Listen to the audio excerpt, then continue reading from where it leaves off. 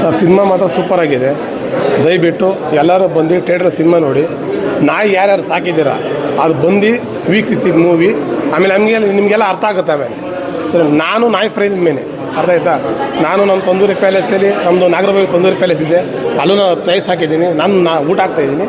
ಇವತ್ತು ತಿಳಿದ ಮೇಲೆ ಗೊತ್ತಾಗುತ್ತೆ ಹೆಂಗೆ ಸಾಕಬೇಕು, ಏನು ಮಾಡಬೇಕು ಅನ್ನೋದು ನನಗೆ ಗೊತ್ತಾಗುತ್ತೆ ಅಷ್ಟೇ. ಸಿನಿಮಾ ಖಂಡಿತವಾಗ್ಲೂ ತುಂಬ ಚೆನ್ನಾಗಿದೆ. ಇವಾಗ ತಾನೇ ನಾಯಿ ಚಿರತೆ ಸಿನಿಮಾ ನೋಡ್ಕೊಂಡು ಆಚೆ ಬಂದಿದ್ದೀವಿ. ಸಿನಿಮಾದಲ್ಲಿ ತುಂಬ ವಿಷಯಗಳಿದೆ ನೋಡ್ಬೇಕು. ಸಿನಿಮಾ ಯಾಕೆ ನೋಡಬೇಕು ಅನ್ನೋದಕ್ಕೆ ತುಂಬ ವಿಷಯ ಇದೆ. ನಾಯಿ ಮೇಲೆ ಎಲ್ಲರಿಗೂ ತುಂಬ ಪ್ರೀತಿ ಇರುತ್ತೆ. ಈಗ ನಾಯಿ ಸಾಕೋರಾಗಿರ್ಬೋದು ಅಥವಾ ನಾಯಿನ ಪ್ರೀತಿಸೋರಾಗಿರ್ಬೋದು.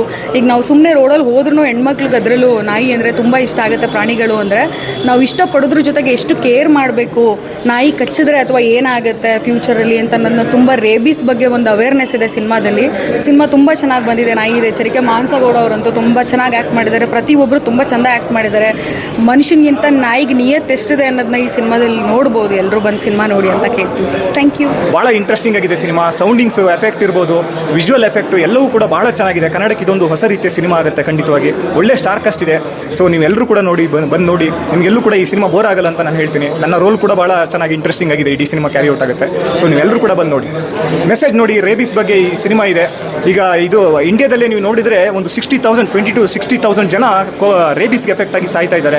ಇದಕ್ಕೆ ಕೂಡ ವ್ಯಾಕ್ಸಿನೇಷನ್ ಕೂಡ ಇಲ್ಲ. ಎಲ್ಲರೂ ಕೂಡ ಇದಕ್ಕೊಂದು ಅವೇರ್ನೆಸ್ನ ಈ ಸಿನಿಮಾದಲ್ಲಿ ಡೈರೆಕ್ಟರ್ ಕೊಟ್ಟಿದ್ದಾರೆ. ಸೊ ಡೈರೆಕ್ಟರ್ ಹಾರ್ಡ್ ವರ್ಕ್ ತುಂಬ ಎದ್ದು ಕಾಣಿಸುತ್ತೆ. ನೀವೆಲ್ಲರೂ ಕೂಡ ಈ ಸಿನಿಮಾ ಬಂದು ನೋಡಿ ಅಂತ ನಾನು ರಿಕ್ವೆಸ್ಟ್ ಮಾಡ್ತೀನಿ. Thank you.